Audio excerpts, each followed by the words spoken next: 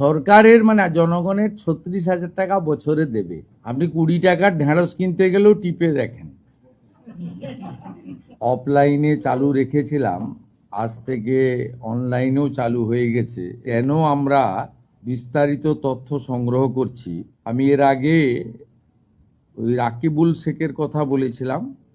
এই কেসে অনেক বড় পর্দা ফাঁস হয়েছে।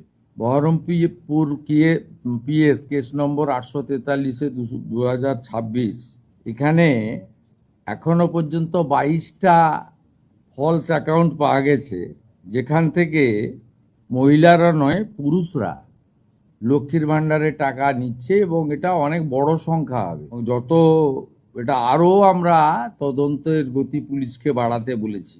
22টা অ্যাকাউন্টের মধ্যে 1 account is linked to Rakibul Sheikh. 15টা অ্যাকাউন্ট পাওয়া গেছে মুস্তাফিজুর রহমান এবং তার স্ত্রী তুহিনা। এরা 15টা অ্যাকাউন্ট চালাচ্ছেন লক্ষ্মীর ভাণ্ডারে। 6টা অ্যাকাউন্ট পাওয়া গেছে তারিকুল রহমানের। যারা 12 পাতা 16 পাতা 18 পাতা করছেন, এই রিজেক্টেড, জনগণের দ্বারা রিজেক্টেড নেতা এবং তাদের দলের লোকেদের বলবো যে এই সংখ্যাটা কত হবে আমরা জানি না। অবৈধ অনুপ্রবেশকারীরা তো পাচ্ছেন, তার সাথে সাথে হাজার হাজার তৃণমূল কংগ্রেসের নেতা যারা মহিলা নন বা এই কর্মসূচির আওতায় আসেন না, তারা লক্ষ্মীর ভাণ্ডার লুট করেছেন, সেটা আমরা পেয়েছি। আমরা কাউকে ছাড়বো না।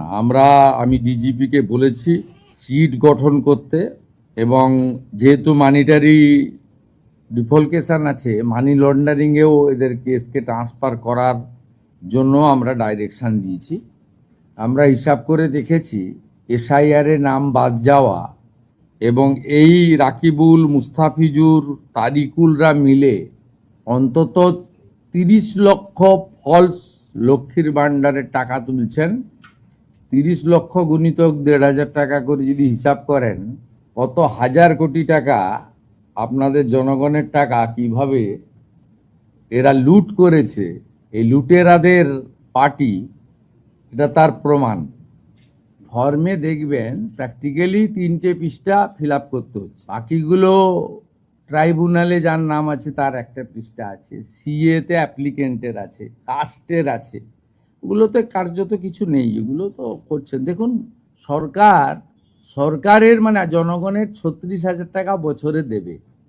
আপনি 20 টাকার ঢেঁড়স কিনতে গেলেও টিপে দেখেন। আর 36,000 টাকা বছরে দেবে, সহযোগিতা করুন না।